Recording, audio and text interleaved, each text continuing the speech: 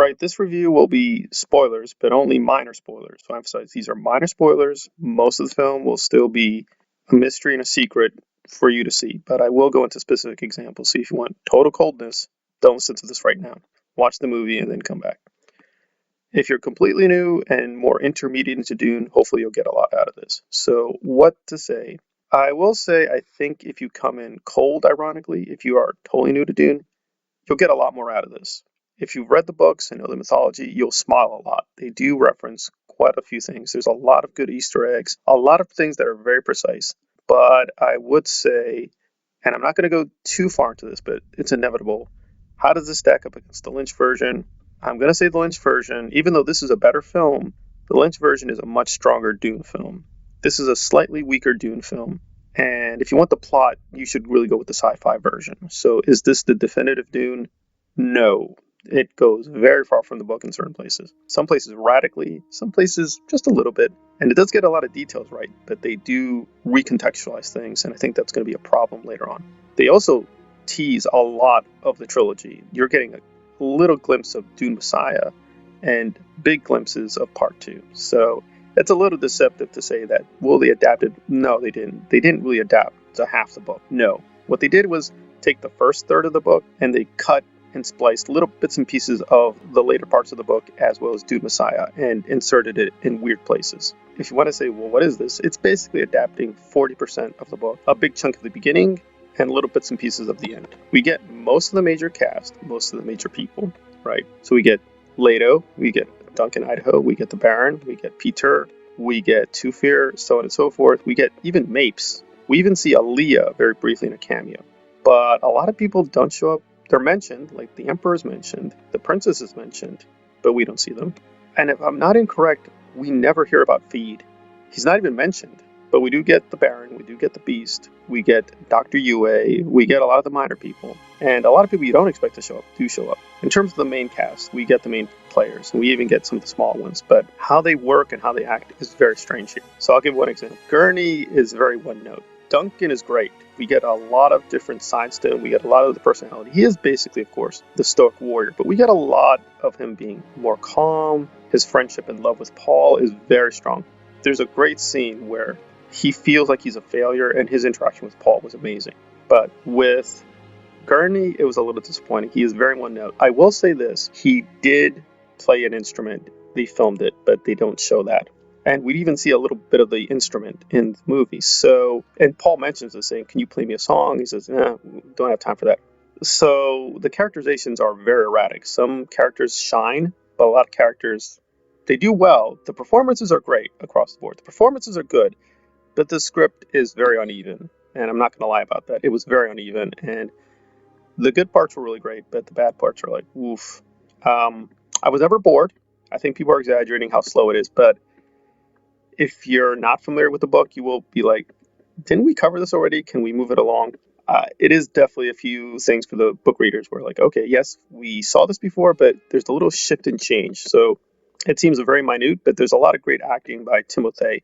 So there's a very subtle shift from Paul, because it seems like he's doing the same thing over and over again, just whining about being this predestiny. No, by the end, it's very powerful. You see it. It's very small, but if you pay attention, because Denis borrowing from Sicario and a lot of horror imagery, he comes off like a monster. You'll see how dangerous and how much he feels his power. And he does make a choice. He says, yes, we're going to stay here. Because it's very explicit saying, Jessica's like, no, we need to leave Arrakis. He's like, no, we're staying. So, and we see enough blood imagery to be like, oh, wow, he's accepting what he's going to happen to him and also what's going to happen to Arrakis. Beyond the main characters, that's where things get a little weird. I'll just give another example. For instance, Dr. Yue has a really great story. It's a very great plot line, the way the twists and turns, very good, it's its own thing. But then, at the very end, I'm not going to lie, he comes off like a little bitch, and he just dies very unceremoniously, and you're like, that was it? So his story was really good for a lot of the film, and then it just... I also don't think the Baron is a good idea. I understand this is becoming a fan favorite. They like how Stellan is doing it. Basically, he's taking a lot from Marlon Brando.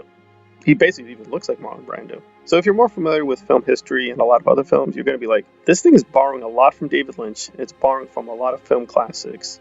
So I understand it's an enjoyable performance, but I think it's going to create problems for the mythology because this Baron is insanely sadistic. That's not true in the books. In the books, it's more he's ruthless but pragmatic. Here, he's just an outright butcher. So you're like, that's not going to give room much for the Beast or the other characters or Peter, because now Peter is just basically reduced to a helper who just says, "Yes, Baron, you are evil. Here's how you can be more evil." He doesn't do very much. So some very strange decisions and way the characters work. But also a lot of great subtle touches. There's this conversation with Leto and Paul where they're talking about destiny, and you see a lot of grave sites, and it's just very subtle. They don't go into it too much, but you can feel the history of Caladan. You can feel the history of House Atreides. And near the end, I wouldn't say it's incompetent, but it's very strange. For instance, when we get to the Jameis fight finally, just the way the camera moves, and for whatever reason, he increases the frame rate. And it's not shaky cam, but the way he just basically moves and turns the camera, you're like, why? And I have to be honest, I'd say that of the major characters, because they really concentrate on 4 characters: Duncan, Paul, the Baron, and Lady Jessica. Her Lady Jessica is the weakest. I think the Lynch version still gives us the strongest version of Jessica. The sci-fi version is second place, but this one is fairly disappointing. I just think Denis and her should have modulated the performance. They needed to edit her better. So, and she's in this film a lot. I mean, a lot. And some parts I thought were fine when she's crying and very emotive, but they do that way too many times. And I just thought, like, please stop. It was getting a little frustrating. So the worst parts are the music and the characterization at points. The plot is a little meandering, but I didn't mind that. You don't go to this kind of movie for the plot. You're going here for the atmospherics and the tone. That was very well done. They went a little overboard in terms of the darkness. It's not a caricature. We do see things mostly, and they do change the colors a little bit midway and towards the end when we get to Arrakis. But I did feel like he's basically going back to too many old tricks with Sicario, as well as Blade Runner and other things. I will say it's shocking how much they steal from David Lynch, and as well as from Jodorowsky. Sometimes it's respectful, so sometimes I was like, whoa. There's this scene where basically the death of Mapes is a foreshadow for the invasion by the Harkonnens. That is very similar to the Lynch version. They changed things superficially, but I'm like, whoa, that is very similar. Is this its own thing? Yes. It's basically a kind of triad between the Lynch version, the book, and what Denis wanted. It's just very uneven, very, very contradictory, very weird. Like, the Sardaukar come off like really like clowns. Like, they're only very powerful in groups. And they're supposed to be just ferocious on their own. But, and I'll give one final example. For instance, when they're hunting a certain character, I'm not going to say who, they just walk up to the desert and you're like, well, you're dead because now the sandworms are coming. And they're shocked the sandworms are coming. Like, how stupid are they? But then beyond that is this character they're hunting does like a hero moment. And you're like, but earlier the person's like, I'm not a hero. I'm not going to take sides. And I'm like, but you just did take a side. There's a lot of like things like that happen. Just characters radically change out of nowhere. Plot just changes out of nowhere. And a lot of the details, yes, are in the books. A lot of the details are very strong, but a lot of things are changed. Ultimately, this is a great film, but I do feel they exaggerated how faithful they are to the book. They're not. They're telling their own story, but they're borrowing heavily from Lynch, from other films, Denis' past work, so it's uneven.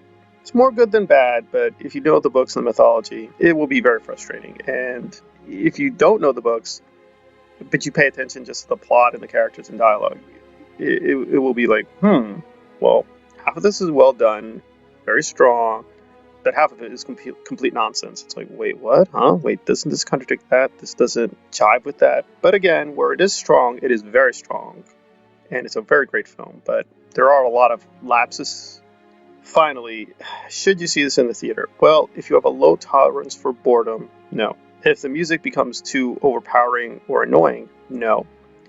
And there are a few boring sections. I didn't think there was too much. But if you want control over the volume, over the lighting, as well as the music, I don't want to say this, but probably HBO Max is for you because there are moments where the music is too much, it's a little too dark, and it is a little too boring in certain parts. It's not too much of the film, but at points it was needless. It was like needlessly annoying and needlessly in your face. So I think overall, if those are issues for you, you will probably want to see this HBO Max.